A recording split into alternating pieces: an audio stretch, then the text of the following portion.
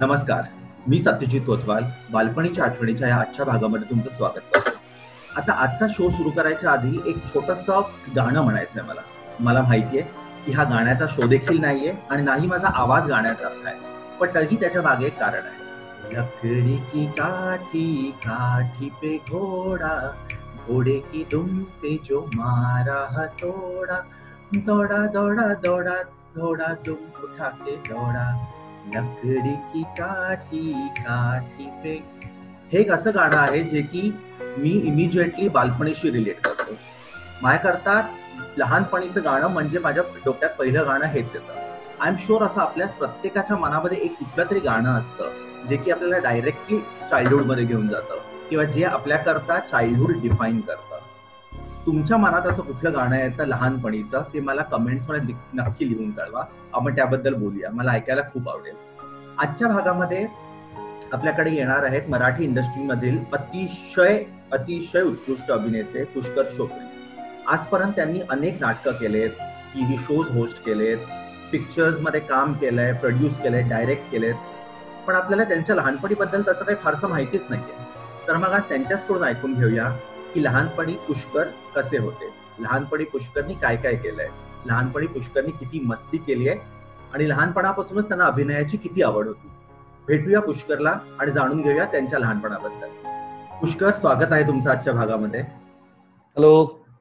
तर मला खरंच ऐकून घ्यायला आवडेल की तुम्हाला ही संकल्पना कशी वाटली बालपणीच्या आठवणी. कारण हे आम्ही आधी पण नव्हतं केलेलं आणि आम्हाला वाटलं की आजकाल ज्या तऱ्हेच्या सगळ्या गोष्टी सुरू आहेत काहीतरी एखादी नवा उपक्रम सुरू केला तर तो लोकांना नक्कीच आवडू शकेल. मला तुमच्याकडून ऐकायला आवडेल कसं वाटलं. सगळ्यात आधी मला तुम्हाला सगळ्यांना विचारायचं, तुम्ही सगळे कसे आहात, म्हणजे घरीच आहात, सुरक्षित आहात ना, स्वतःची काळजी नीट घेताय ना, कारण सध्या ते सगळ्यात महत्वाचं आहे. आणि मला ही कल्पना खूप आवडली, कारण या निमित्ताने ना आपण म्हणतो ना वाईटातनं काहीतरी चांगलं शोधावं. तर सुरुवातीचे एक 8-10 दिवस आपले लॉकडाऊनचे संपत असताना तोपर्यंत मला हा सुट्टीचा फील आला होता की आपल्याला सुट्टी मिळाली आहे आणि मजा करायची आहे. पण नंतर माझ्या लक्षात आलं की सुट्टी आणि मजा नसून हा आपल्याला मिळालेला एक सेल्फ असेसमेंटचा वेळ आहे, आत्मपरीक्षणाचा वेळ आहे. आणि आत्मपरीक्षणामध्ये नेहमी आपण मागे जाऊन बघतो की आपण नेमकं काय केलंय, काय करायला हवं होतं किंवा काय करू शकलो असतो. हे सगळं आपण आत्मपरीक्षणामध्ये बघत असतो. सो हा बालपणीचा काळ जेव्हा आपण विचार करतो ना, तो त्याच्यासाठी असतो की आपण लहानपणी कसे होतो, आपण काय करायचं ध्येय डोळ्यासमोर ठेवलं होतं किंवा आपल्याला काय व्हायचं होतं आणि आज आपण कुठे आहोत. सो हा जो आत्मपरीक्षणाचा काळ आहे ना, तो फार मजेशीर असतो.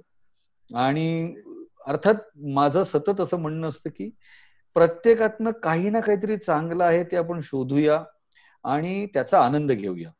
जरी आता आपण क्वारंटाईन पिरियड मध्ये असलो, आता आपण लॉकडाऊन मध्ये आपापल्या घरी असलो, तरी आपण बंदिस्त आहोत हा फील आहे ना, हा मनातनं आपण काढून टाकूया. आपण जुन्या आठवणी, गप्पा, घरच्यांच्या बरोबर वेळ, घरची कामं, आवडती पुस्तकं वाचूया, आवडते सिनेमे, वेब सिरीज बघूया आणि एकमेकांशी संपर्कात राहण्यासाठी आपल्याकडे सोशल मीडिया सारखं किंवा हे नवीन टेक्निकचं हे जे माध्यम आहे यातून आपण एकमेकांच्या संपर्कात राहू शकतो की. सो अशा प्रकारे आपण या टेक्नॉलॉजीचा वापर करूया, नाही का. तर मग पुष्कर, आम्ही तुम्हाला जे इतके वर्ष बघितले, जे अगदी हसा चिकटफू पिंपळपासून आत्ता थिएटरमध्ये परफेक्ट मर्डर पर्यंत आम्ही तुम्हाला एवढे वर्ष बघत आलोय. पण त्याच्या अगोदर बद्दलचं आम्हाला आज ऐकून घ्यायला आवडेल की तुम्ही कुठे लहानाचे मोठे झाला, शाळा, कॉलेज, मित्रमंडळी सगळंच. आणि मला माहितीये की तुम्ही स्वतः इतकी उत्कृष्ट वक्ते आहात, त्यामुळे मला आजच्या भागामध्ये फारच कमी बोलायचंय किंवा राधं बोलायचंच नाहीये. मला तुमच्याकडूनच ऐकून घ्यायला खूप आवडेल. असं करू नको सत्यजित, आपण गप्पा मारूया.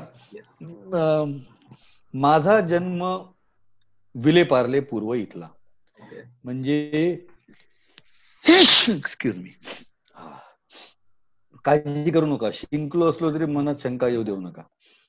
तर विलेपार्ले पूर्व इथे माझा जन्म झाला. माझी पहिली शाळा रमाबाई परांजपे, नंतर पार्ले टिळक विद्यालय आणि नंतर महादेव लक्ष्मण डहाणूकर महाविद्यालय. रमाबाई परांजपे मधलं मला तितकंसं आठवत नाही, पण माझे आई वडील मला नेहमी सांगतात अजूनही.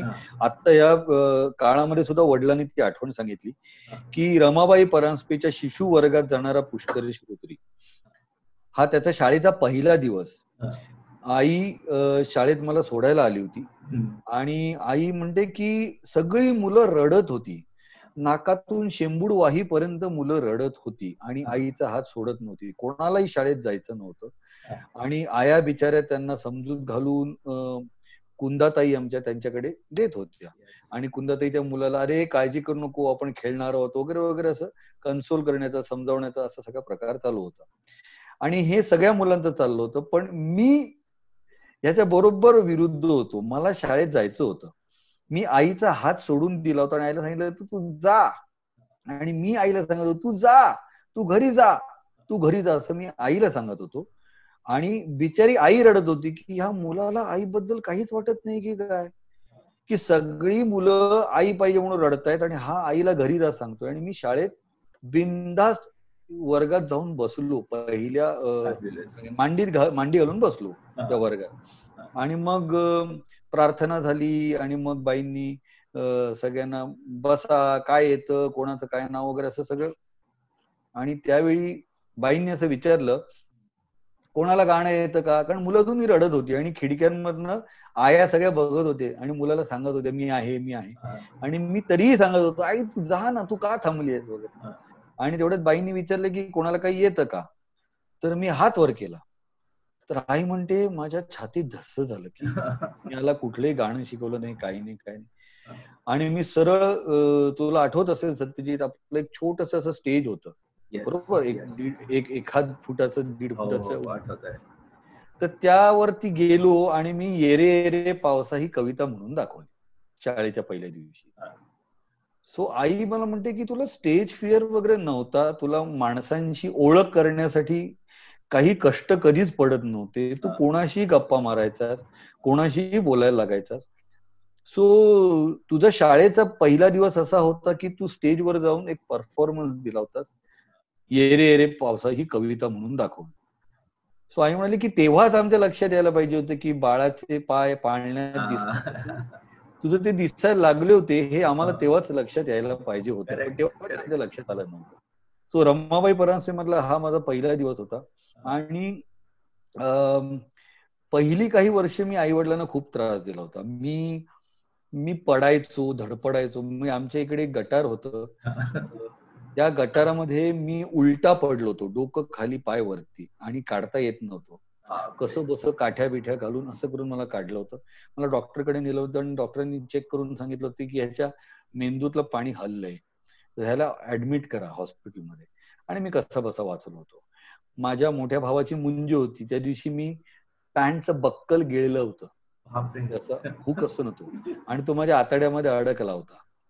आणि डॉक्टर म्हणाले होते की याचा 2 दिवसात तो जर पडला नाही तर ऑपरेशन करावं लागणार आहे. मी सायकलवरनं पडलो होतो, मी अनेक वेळा डोक्यावर पडणं म्हणतात ना तसं मी अनेक वेळा डोक्यावरती पडलो होतो. मी माझ्यामध्ये खूप लहान असताना आमच्या बिल्डिंगला जी गच्ची होती त्या गच्चीच्या वरती टाकी होती.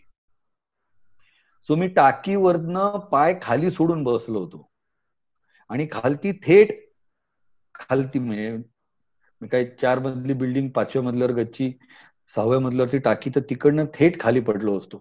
आणि मी तसा आकाशाकडे असा हाताची घडी घालून आकाशाकडे बघत मी बसलो होतो. आणि आमच्याकडच्या कामवालीने म्हणजे शोधाशोध सुरू झाली ना, गेला कुठे गेला कुठे गेला कुठे, आणि आमच्या कामवालीने असा हळूच मागून येऊन मला अलगद उचलून घेतला. तेव्हा काय वय होतं? 3-1 वर्षाचा असेल मी, 2.5-3 वर्षाचा. म्हणजे मी हे असे अनेक उपद्व्याप केले होते. मला सांभाळणारी जी एक पुष्पा नावाची लहान मुलगी होती, ती, माझे आजोबा आमच्या घरापासून एक 10 मिनिटाच्या अंतरावर राहायचे, तर ती घरात सांगून गेली की मी आजोबांकडे जाऊन येते, त्यांच्याकडे काहीतरी काम होतं ते करायला जाऊन येते. सो ती गेली आणि घरात आजी होती. आई ऑफिसला गेली होती, बाबा ऑफिसला गेले होते. आजी काहीतरी किचन मध्ये काम करत होती. मी तिच्या पाठोपाठ निघालो होतो, तिला माहितीच नाही मी तिच्या पाठोपाठ येतोय. आणि पुष्पा गेली आजोबांकडे आणि मी रस्ता चुकत चुकत चुकत चुकत मी गेलो आजोबांकडे, इकडे शोधाशोध. आणि मग आजोबांनी मला धरून ठेवलं पकडून, तू आलासच कसा मुळात. आणि आजोबा मला ओरडले, रागावले की, आणि पुष्पाला ओरडले की तू हा आलाच कसा, याचाच अर्थ तू घराचा दरवाजा उघडा ठेवला तर बाहेर जाताना, म्हणून हा येऊ शकला, कारण ह्याचा हातच पोचू शकत नव्हता कढीपर्यंत, हा आलाच कसा वगैरे. असे अनेक उपद्व्याप मी लहानपणी केलेत. म्हणजे आई वडिलांना सतत छातीत धस्स असायचं की हा डोक्यावर पडलाय, हा हरवलाय, हा काही उपद्व्याप करतोय. सो असा माझा सगळा बालपणीचा सुरुवातीचा काळ होता. मग पार्ले टेक विद्यालयामध्ये प्रवेश झाला आणि मग पार्ले टेक मध्ये गेल्यानंतर माझं अक्षर चांगलं होतं, माझी चित्रकला, मी पेंटिंग्स काढायचो, मी चित्रकलेच्या परीक्षा दिलेल्या होत्या, मी रांगोळी काढायचो, फळ्यावरती सूचना लिहायच्या असल्या की माझ्या हस्ताक्षरात लिहिलं जायचं. हे सगळं हस्ताक्षर चांगलं असल्यामुळे व्हायचं. हस्ताक्षर चांगलं असल्यामुळे फायदे जसे होते तसे तोटे पण होते. कारण अनेकदा तुम्हाला जेव्हा विस्तृत उत्तर लिहायची असायची तेव्हा आपण माहितीये वरती आपण एक हे लिहितो, त्या पॉइंट आपण नाव एक टायटल देतो, बरोबर, आणि मग खालती आपण तो पॉइंट आपण एक्सप्लेन करत जातो. सो शाळेत असताना मला असं त्याच्यात तुम्ही भराभर खूप खरडले आणि तुम्ही उत्तरपत्रिका नुसत्या लावताय, पुरवण्या लावताय, असं मला करताच यायचं नाही. कारण अक्षर चांगलं असल्यामुळे ते सगळं वाचता येण्यासारखं असायचं आणि लोक वाचायचे आमचे शिक्षक. अदरवाईज लोक ज्यांचं अक्षर घाणेरडे ते काय करतायचे, ते असं असं असं असं खरडत जायचे आणि पानं भरायचे. मला अशी उगीच्या उगाच पानं मला भरताच यायची नाही. अक्षर चांगलं असल्यामुळे ते दिसायचं की याने काहीतरी उगाचच लिहिलंय. तो स्टोऱ्या तिकडे मला लिहिता यायच्या नाही. हा अक्षर चांगलं असल्याचा तोटा होता. पण शाळेमध्ये असताना नाटक, सिनेमा किंवा काय ह्याचं कशाचं काहीच गंध नव्हता आणि आवडही नव्हती, छंद नव्हता, काही नव्हतं. वाचन खूप वाचायचो, वाचनाचा छंद खूप होता. आणि अर्थातच शनिवारी दुपारी 4 वाजताचा मराठी सिनेमा बघायचा, रविवार दुपारचा हिंदीचा सिनेमा बघायचा, रविवार सकाळी दूरदर्शनवरती साप्ताहिकी बघून हातात पॅड आणि पेन घेऊन बसायचं आणि कुठल्या दिवशी काय, गजऱ्यामध्ये काय आहे, मुलखा वेगळी माणसामध्ये कोण येणार आहे वगैरे सगळं लिहून ठेवलं. किलबिल मध्ये काय, असं सगळं नोट डाऊन करायचं आणि ते कार्यक्रम बघायचे. गुरुवारी रात्री 9 वाजता टोपाज प्रेझेंट्स छायागीत, हे बघण्यासाठी गृहपाठ पूर्ण करणं, एवढंच स्वप्न असायचं की घरी सांगितलंय की जर टीव्ही बघायचा असेल तर गृहपाठ पूर्ण झालेला असणं आवश्यक आहे. तर गृहपाठ पूर्ण करणं म्हणजे सर्वोच्च आनंद. ह्याच्यापेक्षा मोठं ध्येय आयुष्यात काहीही नसायचं. वेळच्या वेळी ते पूर्ण करायचं. आणि छायागीत, गजरा, आवडते कार्यक्रम बघायला, म्हणजे चिमणराव गुंड्या भाऊ असायचं, रविवार सकाळ हास परिहास असायचं, माहितीये बबन प्रभू आणि याकूब सईद करायचे. मला सगळं आठवतंय कारण हे सगळं हे आपलं विश्व, माझं विश्व हे असायचं. आमच्या घरी रेडिओ असायचा, त्यामुळे दिवसाची सुरुवात आणि रेडिओवरची जी तरारा ही जी धून असायची ना व्हायोलिनवरची, ती धून आणि दिवसाची सुरुवात अशी एकत्रच व्हायची. आणि रेडिओवरच्या कार्यक्रमानुसार घड्या न बघता आपले दिनक्रम ठरले जायचे, आपल्याला काय करायचंय. मग सुधा नरवणे बातम्या देत आहेत, ह्यावेळी काय व्हायला पाहिजे किंवा काय, असं सगळं दिवसभरातले कार्यक्रम ठरलेले असायचे.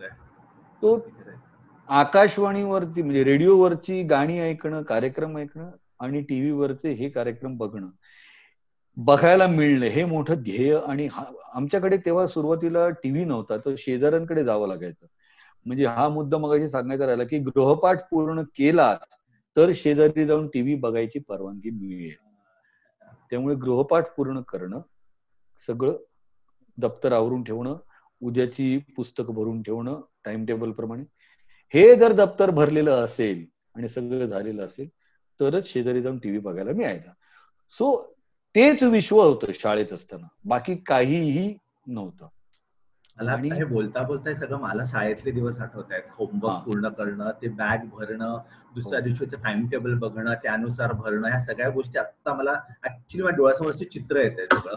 वह्यांना कव्हर घालणं, येस, आम्हाला आई वडिलांनी पहिल्यापासून सांगितलं होतं तुम्हाला स्वयंभू व्हायचंय, सेल्फ सफिशियंट तुम्हाला व्हायलाच पाहिजे, स्वयंसिद्ध व्हायलाच पाहिजे.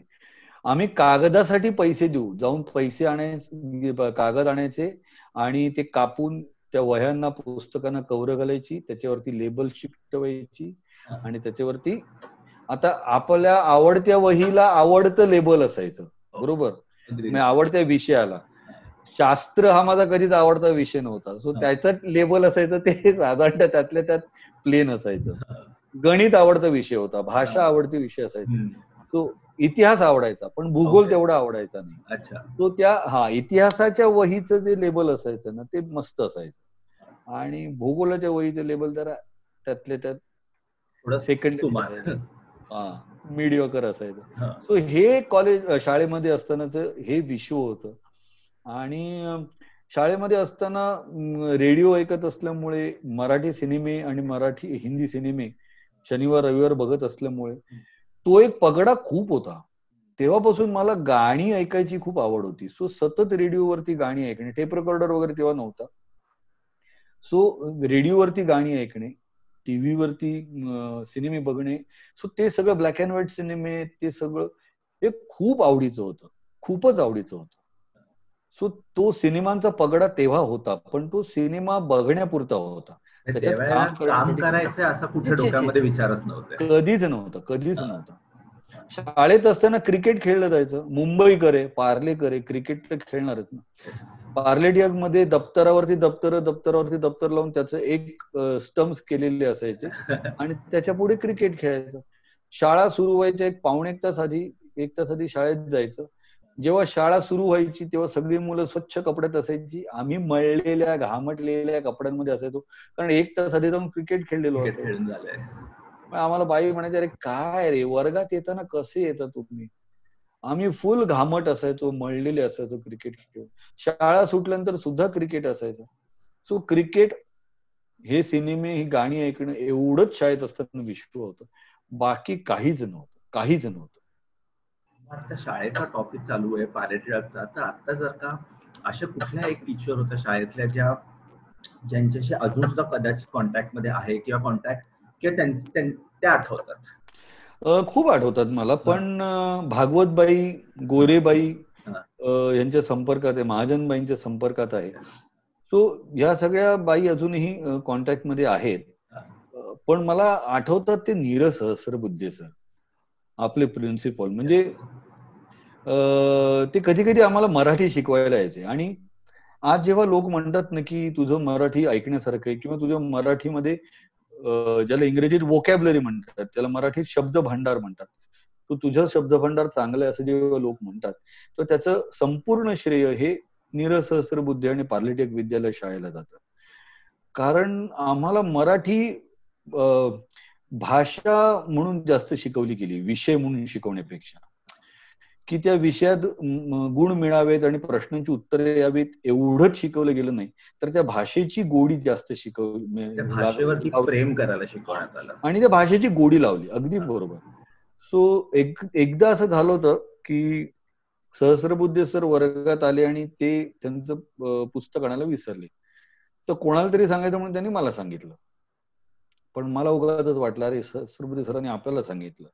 सो मी खाली गेलो आणि ते पुस्तक घेऊन आलो, आणि विद्यार्थी सुलभ आपल्याला हे असतं ना, उत्सुकतेपोटी मी ते पुस्तक उघडलं आणि बघितलं, तर सरांच्या पुस्तकामध्ये 2 पानांच्या मध्ये एक पांढरं पान असायचं, आणि त्या पांढऱ्या पानावरती त्यांनी नोट्स काढलेल्या असायच्या की हा धडा किंवा ही कविता शिकवताना संदर्भ कुठले द्यायचे, काय सांगायचं, काय शिकवायचं. सो हे मला आठवतंय की मला मराठी भाषेची गोडी लागली ती ह्या लोकांमुळे, शाळेमुळे. आणि उबुंटू माझा जो सिनेमा आहे, जो मी स्वतः लिहिला होता, डिरेक्ट केला होता, त्याची टॅगलाईनच ती आहे की शाळेत शिकलेलं कायम उपयोगाला येतच. कारण हे जे तुमच्या जे मनावरती कायमस्वरूपी कोरलं जातं, कायमस्वरूपी बिंबवलं जातं, त्यामुळे शाळेत शिकवलेलं तुमच्या कायम उपयोगाला येतं. मग ह्या सगळ्यामध्ये आता युसेड क्रिकेट भरपूर आवडायचं, वाचनाची आवड खूप होती, आणि त्यावेळेला फक्त पिक्चर किंवा नाटकं हे फक्त बघण्यापुरता होतं, त्यात काम करणं हे कधीच नव्हतं. मग घरामध्ये कसं होतं बाकी सगळं ओव्हरऑल वातावरण? आई वडील, भाऊ आहेत युसेड, मग त्यांचा आणि अभ्यासाशी रिलेटेड किती इन्व्हॉल्वमेंट होतं एकमेकांबरोबर? म्हणजे आई बाबा अभ्यास घ्यायचे, कसं होतं, काय होतं? माझे आई वडील दोघेही नोकरी करायचे. वडील टाइम्स ऑफ इंडिया आणि आई state government statistics department. So आई रोज सकाळी जेवण बनवून डबा करून आमचं सगळ्यांचं बघून आई सकाळची ट्रेन पकडून धावत पळत चर्चगेटला जायची आणि वडील टाइम्स ऑफ इंडियात असल्यामुळे विटीला जायचे. सो आई वडील दोघंही सकाळी घराबाहेर पडायचे. सो आमचं आम्हीच सकाळी करायचो आणि दुपारची शाळा असेल तेव्हा उरलेलं काहीतरी काम करणं, खेळणं हेच सगळं उपद्व्याप असायचे. आई वडिलांनी परीक्षेच्या वेळी अभ्यास घेतलाय, पण अदरवाईज वर्षभर त्यांनी कधी आम्हाला जोर जबरदस्ती केली नाही. फक्त एवढंच म्हणायचं की शाळेतनं तुमच्या नावाने तक्रार येता कामा नये, एवढा अभ्यास करा. आणि तेवढी भीती होतीच की गृहपाठ केला नसेल तर काय होईल, ही भीती असायचीच. त्यामुळे ते केलंच जायचं. शाळेत असताना अभ्यासावरनं ओरडा कधीच मिळाला नाही. म्हणजे शाळेत असताना वर्गात माझा 8वी 9वी 7वी 8वी 9वी साधारणतः दुसरा नंबर असायचा. आरती शृंगारपुरे नावाची मुलगी होती, तिचा पहिला नंबर असायचा. मी आणि एक संध्या कुलकर्णी आमचा दुसरा आणि तिसरा नंबर पुढे मागे असायचो. सो तेवढंच असायचं. अभ्यासावरनं कधी ओरडा मिळाला नाही. माझा मोठा भाऊ माझ्यापेक्षा 6 वर्ष मोठा, सो त्याचा आमच्याशी तसं हे नव्हतं. पण माझा लहान भाऊ माझ्यापेक्षा 2 वर्ष लहान, त्यामुळे आम्ही दोघं कायम एकत्र असायचो. सो मित्र होतात. हा, मित्र जास्त. आणि त्याचं अक्षरही वाईट आणि त्याची चित्रकलाही वाईट. सो त्याची प्रयोगाची वही आणि त्याची चित्रकलेची वही पूर्ण करण्याचं काम माझ्याकडे असायचं. आणि माझा लहान भाऊ मला सांगायचा, अरे जरा तरी घाणेरडे चित्र काढ, कारण शाळेत गेल्यानंतर कळेलच ना. म्हणजे वाटलं पाहिजे की ते त्यांनीच केलंय. तर शाळेत तू प्रयोगशाळेमध्ये चित्र काढतोस ते आणि गृहपाठ दिल्यानंतर काढलेलं चित्र, ह्याच्यात एवढी तफावत किंवा एवढा फरक कसा. सो जरा घाणेरडं काढणं. आणि मी म्हणालो मला येत नाही, मला जसं येतं तसं मी काढायचो. आणि माझा लहान भाऊ केतन नेहमी म्हणायचा, आम्ही बाचं चित्र सोडून मला दुसरं कुठचं चित्र काढता येत. सो आमची अशी गंमत असायची. मला यावरून आठवतं केतनचा एक किस्सा. शाळेत असताना मराठी व्याकरण शिकवलं जात होतं त्याला वर्गात. आणि तो घरी आल्यानंतर आई गरम गरम चपाती करून आम्हाला वाढत होती आणि आम्ही डायनिंग टेबलवर बसलो होतो. आणि त्याचं सतत चालू होतं. त्याला शाळेत स्त्रीलिंगी, पुल्लिंगी, नपुसकलिंगी असं लिंग बदल शिकवले होते. सो तो सतत जे दिसेल त्याच्यावरती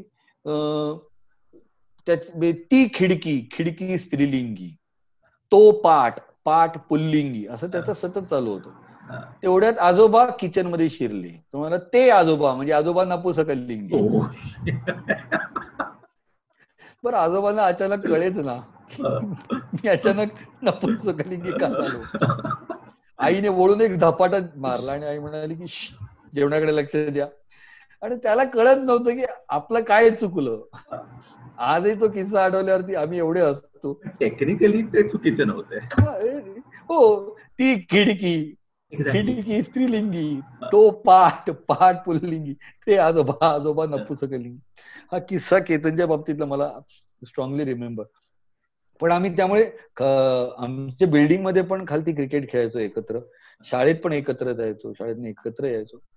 सो आमच्या दोघांचं विश्व, आमचे दोघांचे मित्र खूप कॉमन होते, अजूनही आहेत तसे शाळेत असताना.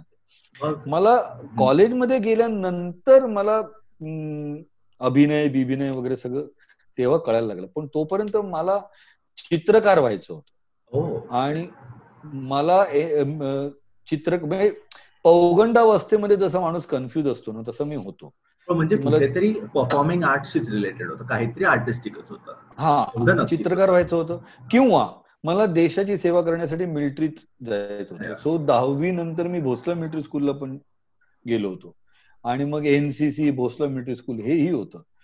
पण माझे एक काका ब्रिगेडियर आहे, मी ब्रिगेडियर म्हणून ते रिटायर झाले. तर त्यांनी सांगितलं की पुष्कर, तुझ्यासारख्या माणसाने प्लीज मिलिटरीमध्ये येऊ नये, कारण तू खूप भावूक आहेस आणि तू खूप भाबडा आहेस आणि तुझ्यासारख्या माणसांचं मिलिटरीत, आणि तू बेशिस्त पण आहेस. तू बेशिस्त पण आहेस, तुला मिलिटरीचं.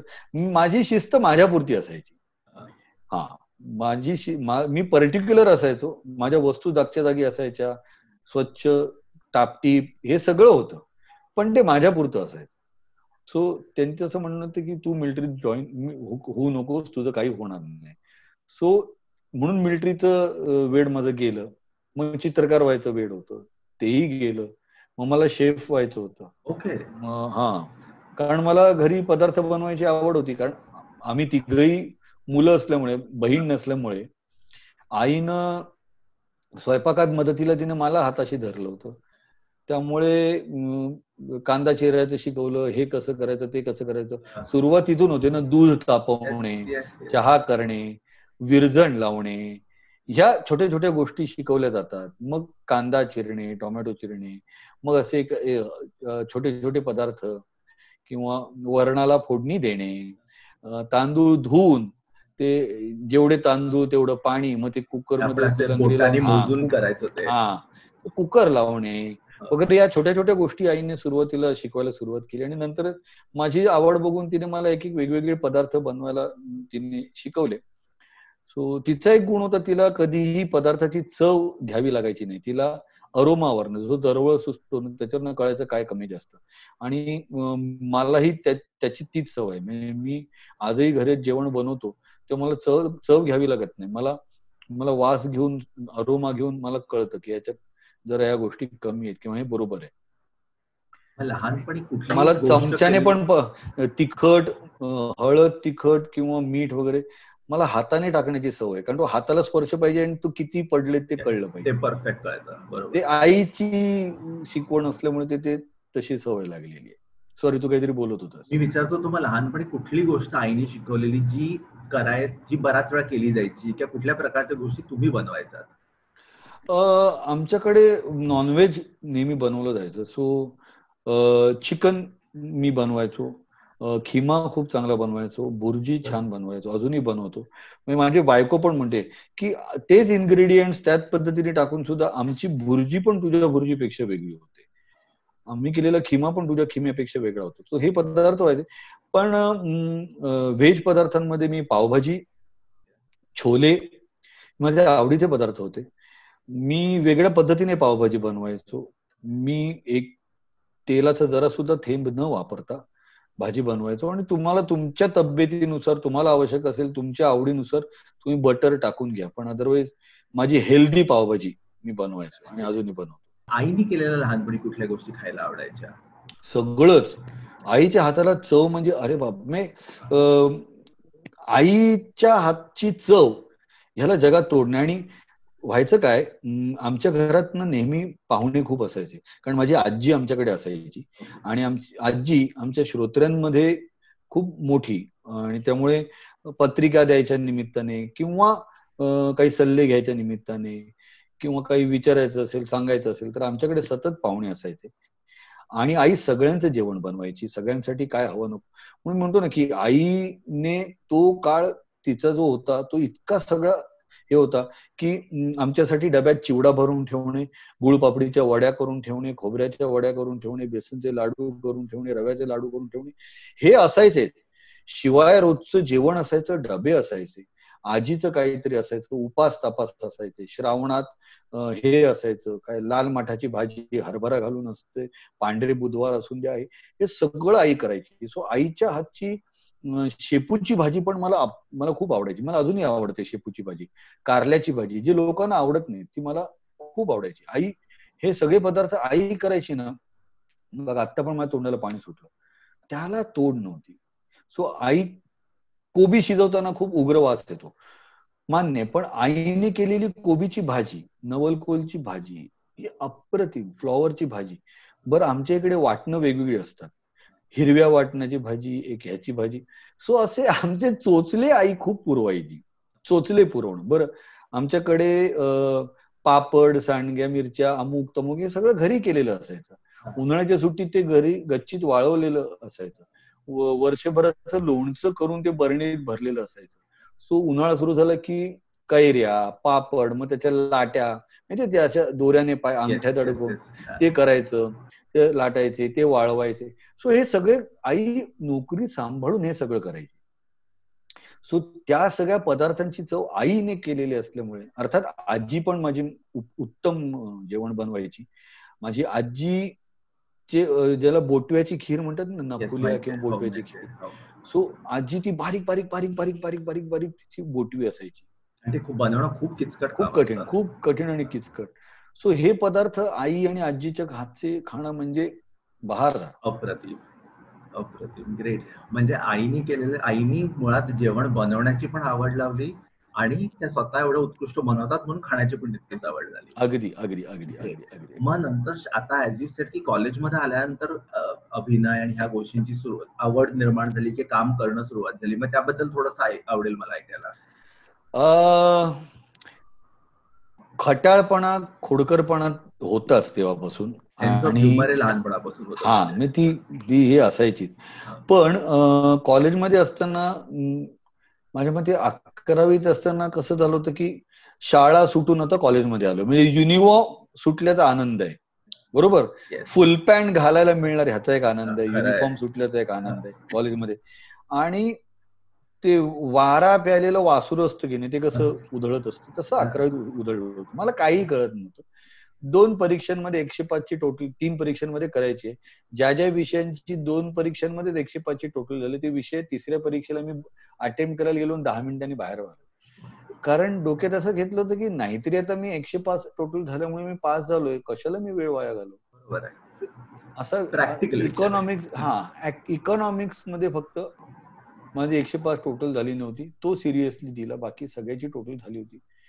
असा मी 11वी अशी माझी गेली. 12वीत असताना आम्ही काहीतरी बाहेर खेळत होतो कॉलेजच्या ग्राउंड वरती, आणि संध्याकाळ झाली, काळोख पडल्यानंतर क्रिकेट संपवून आम्ही आलो हातपाय धुवायला, आणि आमच्या कॉलेजच्या बाहेर एक नळ आहे, तिथे आम्ही हातपाय धुवत असताना एका वर्गात जोर जोरात आवाज यायला लागले. म्हणून काय झालं बघा, आम्हाला वाटलं मारामारी भांडण काहीतरी चाललंय.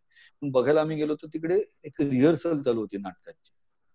सो माझे बाकीचे मित्र उलटे फिरले, पण मी थांबलो बघत की काय चाललंय बघायला.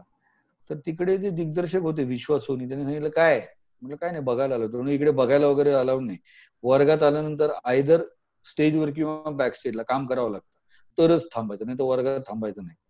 आता आपलं इगो म्हटलं नाही थांबणार, कारण मला बघायचंय किंवा करायचंय. हे वाचून दाखव.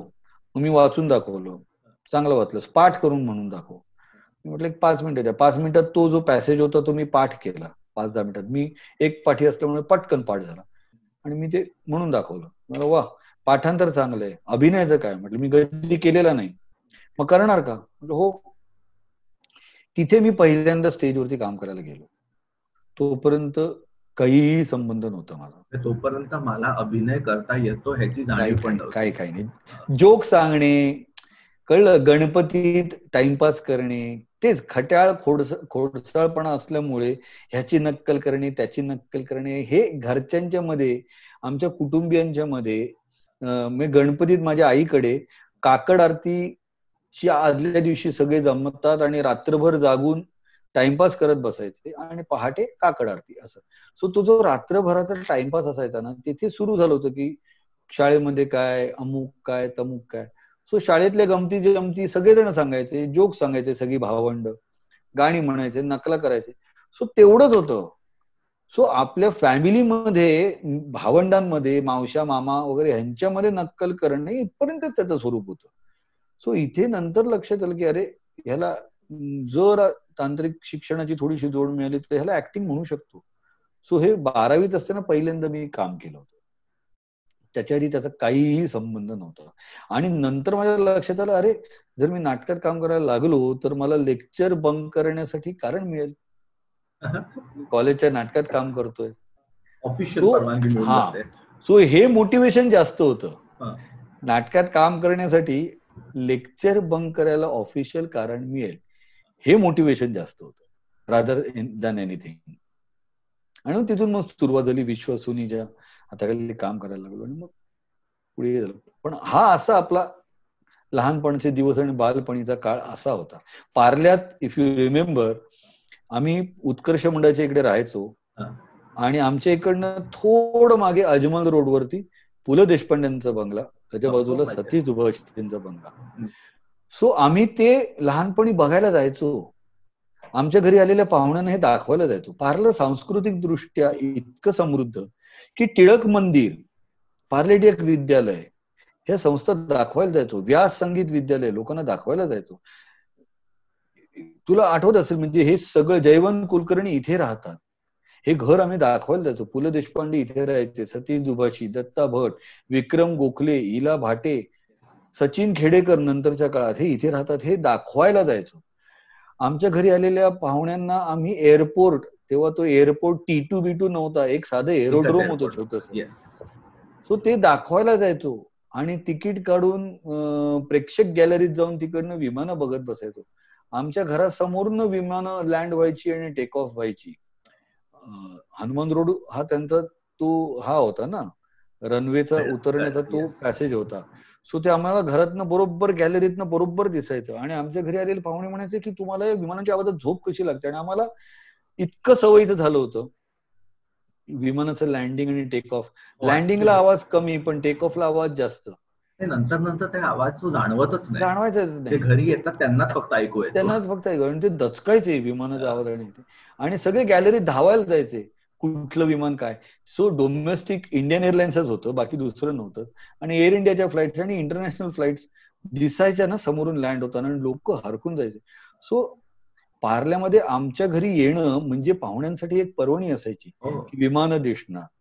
मग हे फिरायला जायचं, ते बघायला जायचं. तिकडनं जुहूला जायचं, पार्ला वेस्ट, जुहू चौपाटी नाही का, ही पाहुण्यांना घेऊन जाण्याची ठिकाणं होती. मग तिकडे जुहू चौपाटीला जाण्यानंतर भेळ, अमुक तमुक आणि बर्फाचा गोळा, टांग्यात बसणं, हे सगळं होतं. सो लहानपणीचं पार्ला असं होतं, छोट्या छोट्या छोट्या छोट्या बंगल्यांचं होतं. मला आठवतंय की पार्ल्यामध्ये उत्कर्ष मंडळाच्या इकडे आमची बिल्डिंग ही शेवटची होती, नंतर मध्ये जंगल होतं, डायरेक्ट हायवे दिसायचा. आणि त्यामुळे त्या जंगलात कोल्हे होते. माझे बाबा सांगतात की आपण राहायला आलो तेव्हा त्या जंगलात कोल्हे होते. नंतर मग त्या तिकडे सगळं हे जाऊन तिकडे बिल्डिंग व्हायला लागल्या, रस्ते झाले. पूर्वीच्या काळी तिथे काही नव्हतं. तो हे पार्ला होतं तेव्हा. आणि जे जे पार्ल्यात राहतात ना, त्यांना आठवणींमध्ये म्हटलं तर त्यांना उत्कर्ष मंडळ, टिळक मंदिर, पार्ले टिळक, दीनानाथ, या सगळ्या गोष्टींना खूप प्राऊड फील करणार आहेत. अगदी अगदी अगदी अगदी. दीनानाथचा आता विषय निघालाय, तर कुठलं लहानपणी पहिलं नाटक किंवा आठवणीतलं पहिलं नाटक दीनानाथ मध्ये कुठलं आठवतंय का आता? हो आठवतंय ना, कारण दिवाळीच्या सुट्टीत आणि मे महिन्याच्या सुट्टीत एक नाटक, एक सिनेमा घरनं आम्हाला दाखवायचे. बजर बट्टू, अतुल परचुरे काम करायचं. ते मी पाहिलेलं पहिलं नाटक होतं. त्यानंतर बालनाट्य मी खूप अबब विठोबा बोलू लागला, हिमगौरी आणि सात बुटके वगैरे ही सगळी बालनाट्य तेव्हा बघितली होती. मला आठवतोय तो पहिला मराठी सिनेमा शान टॉकीजला बघितला होता, हम किसी से कम नहीं. हा मला आठवतोय तो. मी आम्हाला आई बाबा शोले बघायला घेऊन गेले होते मिनर्वाला, पण शोलेच्या आठवणी तेव्हाच्या अशा होत्या की मारामारी सुरू झाली की आई आमच्या दोघांची डोकी खाली घालायची, कारण लहान होतो आम्ही मारामारी बघता कामा नये, आमच्या मनावर चांगले संस्कार व्हायला पाहिजे बालमनावरती. त्यामुळे आई बाबा मारामारी, आणि शोलेमध्ये केवढी मारामारी आहे, जरा काय सुरू झालं की आई आमची डोकी खाली घालायची. ही शोलेची आठवण होती. पण हम किसी से कम नाही मला आठवते. सो ते बजर बट्टू पाहिलेलं पहिलं नाटक होतं अबब. आणखीन एक मला आठवतंय, आईच्या काही मैत्रिणी नाटक बघायला जाणार होत्या आणि एक मैत्रीण आली नाही म्हणून आई मला घेऊन गेली होती. माझ्या मते देव दिना घरी धावला हे नाटक होतं माझ्या मते. सो हे तेव्हा पाहिलेलं नाटक होतं. आणि तेव्हा दीनानाथ आणि ते सगळं मला आठवतंय. म्हणजे तो एक फील वेगळाच होता, एसी मध्ये दीनानाथ मध्ये बसून नाटक बघणं, हा वेगळा फील होता तेव्हा. अगदी खरं.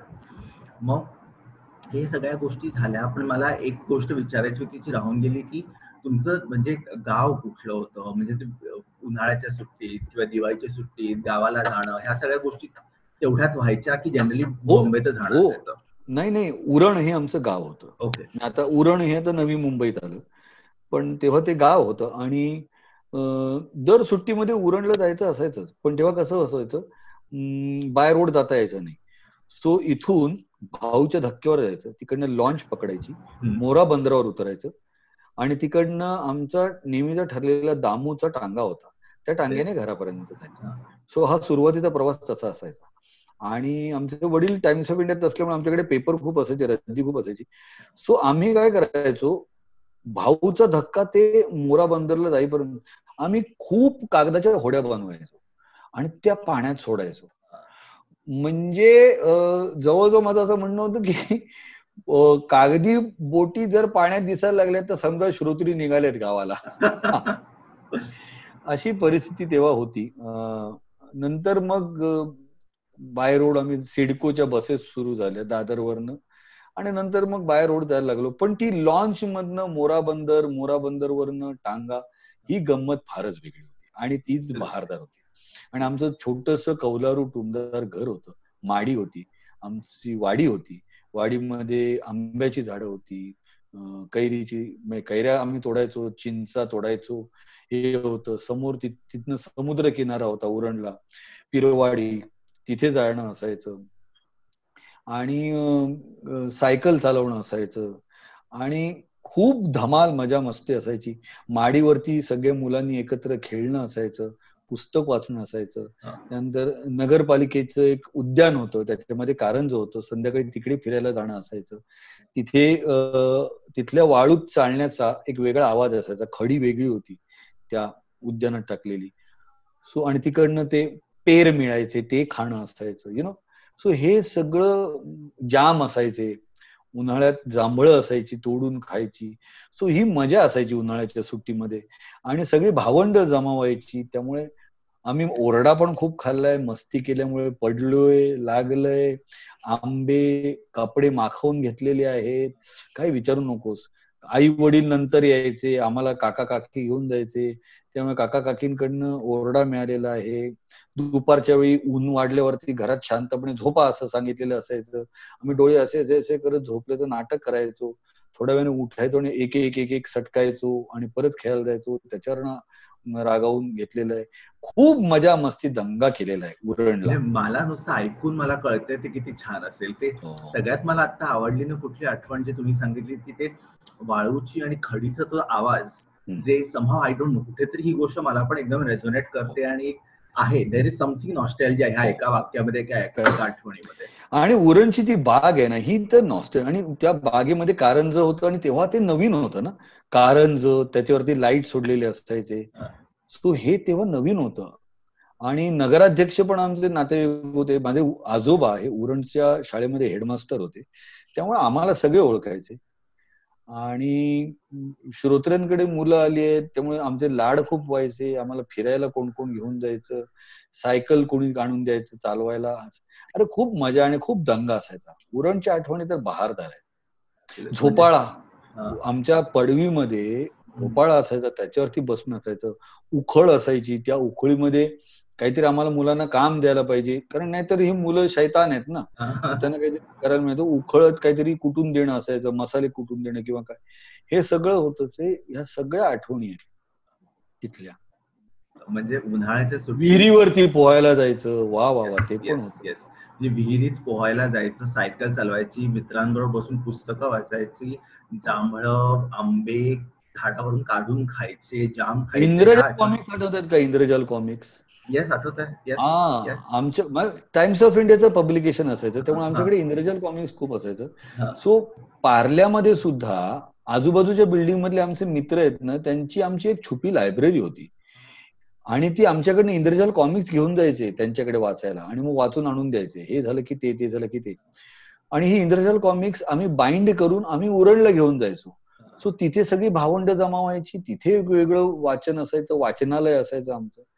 सो इंद्रजाल कॉमिक्स मध्ये Bahadur, Bela, Phantom, Diana, George Garden, हे सगळे अरे फार मजेदार होते. मॅन्ड्रेक, लोथार, ही सगळी तेव्हाचे आमचे हिरो असायचे, नाही का? म्हणजे हे खरे ओरिजिनल कार्टून स्टार्स होते, कार्टून स्ट्रिप्स, आणि तेव्हा ते हिरो होते. मग ह्या सगळ्या गप्पा झाल्यानंतर एक towards the end of the show एक जनरली आम्ही एक प्रश्न मी विचारतो जो मला आवडतो आणि तुमच्याकडून तर नक्कीच ऐकून घ्यायला आवडेल, कारण तुम्ही एवढे मस्त बोलता त्याच्यावरून, की एवढ्या सगळ्या छान छान गोष्टी ज्या लहानपणी होतात, तेव्हा अशी कुठली एक लहानपणीची आठवण आहे जी की जेणेकरून तुम्हाला काहीतरी छानसं शिकवून गेले, जे की अजूनपर्यंत आजचा पुष्कर श्रोत्री त्यांनी घडवलेला आहे कुठल्या तरी दृष्टीने? अशी एक आठवण नाही सांगता येणार सत्यजित, पण एक सांगू शकतो की म्हणजे आई वडिलांच्या मुळे घरात जे आपण म्हणतो ना की घरातलं वातावरण, आमच्या घरी सतत माणसं असायची सतत, आणि वडिलांची वृत्ती अशी असायची की माणसं जोडा, माणसं जमवा. त्यामुळे वडिलांचा मित्रसंच आणि लोकसंच खूप. सो तेच आमच्या सगळ्या भावंडांमध्ये आलेलं आहे. आमचे सुद्धा मित्रमंडळी आणि लोकसंच, मित्रसंच खूप. आणि वडिलांची वृत्ती सगळ्यांना मदत करायची, सगळ्यांना घेऊन पुढे जाण्याची वृत्ती. सो आज जेव्हा लोक म्हणतात ना की तुला कधी हाक मारली तरी तू येत असतो, ते संस्कार आई वडिलांचे आहेत. की माझे वडील पण असेच, आजही कोणीही कधी हाक मारली तरी वडील मदत करण्यासाठी, गाईड करण्यासाठी तत्पर असतात. आणि तीच वृत्ती आज आमच्यामध्ये आली, याचं कारणच की त्यांना मी बघितलेलं आहे. आम्ही महाराष्ट्रातल्या कुठल्याही गावात गेलो की टाइम्स ऑफ इंडियाचे एजंट वडिलांना भेटायला यायचे, आणि ते ज्या प्रकारे वडिलांशी बोलायचे त्याच्यावरनं कळायचं की आपले वडील खूप मोठे आहेत. आणि ज्या प्रकारे हे लोक आपल्या वडिलांना मान देत आहेत त्याच्यावरनं, आणि बाबा म्हणायचे अरे मान देत आहेत म्हणजे मी काही खूप मोठं करत नाहीये, मी त्यांच्या अडी अडचणी समजून घेऊन त्यांना गाईड करण्याचं काम, माणसं जोडणं, हे काम मी करतोय, बाकी काही करत नाहीये. त्याचा फायदा कंपनीला होतोय आत्ता, पण पुढच्या आयुष्यामध्ये जेव्हा मी कंपनीने रिटायर होईल ना, तेव्हा हीच माझी मित्रमंडळी आहेत आणि हीच माझी माणसं आहेत. सो ही वडिलांची शिकवण तेव्हाची होती, जी आजही माझ्या लक्षात आहे. की आजही मला भेटलेला कुठलाही माणूस, मला जर तो समविचारी दिसला, आपली हे झालं तर आपली माझी मैत्री पटकन होते, मी त्याच्याबरोबर सहज गप्पा मारू शकतो, कुठल्याही विषयावर बोलू शकतो. सो हे सगळं आई वडिलांकडनं आलेलं आहे. सो माणसं जमवा, माणसं जोडा, हा मंत्र आई वडिलांकडनं लहानपणापासून मिळालेला आहे. It's a fantastic thought. तर पुष्कर, मला आजच्या शो मध्ये गप्पा मारून तुमच्याशी खरंच खूप मजा आली.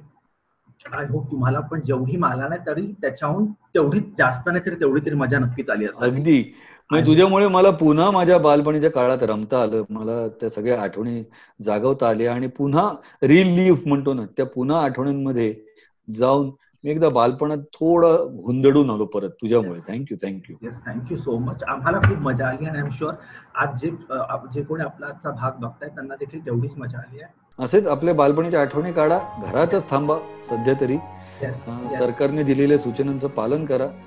कोरोना काय लगेचच्या लगेच जाणारा नाहीये. सो कोरोनाच्या ह्या काळामध्ये पुढेही आपल्याला काय करायचंय, सरकार, पोलीस, वैद्यकीय कर्मचारी, शासकीय कर्मचारी, सफाई कर्मचारी जे आपल्यासाठी स्वतःचा जीव धोक्यात घालून बाहेर फिरतायत, सो त्यांना सलाम करा, त्यांना भेटल्यानंतर कृतज्ञता व्यक्त करा, त्यांचे आभार माना. आपण घरात सुरक्षित आहोत, पण हे लोक सगळे आपल्यासाठी म्हणून जीव धोक्यात घालतायत, हे कायमस्वरूपी लक्षात आपण घेऊया. आणि भेटल्यानंतर त्यांना पाणी विचारूया, त्यांना काय हवं नको विचारूया, त्यांचे आभार मानूया. आणि सध्या तरी स्वतःची काळजी घ्या, आपल्या घरच्यांची, आजूबाजूची काळजी घ्या, बाकी काय तेवढं तर आपल्या हातात नक्कीच आहे, ते करूया आपण. स्वतःची काळजी घ्या, त्याचप्रमाणे बालपणीच्या आठवणींना आठवा आणखी, आणि घरातल्यांबरोबर डिस्कस करा, आमच्या या शो मध्ये कमेंट्स मध्ये डिस्कस करा.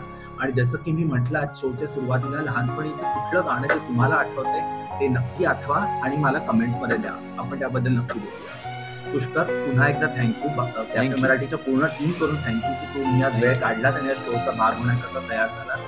तर thank you so much. Thank you cafe Marathi, thank you Satyajit, thank you so much. मस्त गप्पा झाल्या आपल्या. आणि आय वुड लाईक टू से की मी आज एका फेलो पार्लेकरशी बोलून मला जास्त मजा आली. पार्लेकर खूप बहारदार असतात. चला, थँक्यू सो मच आणि keep in touch. Yes, thank you.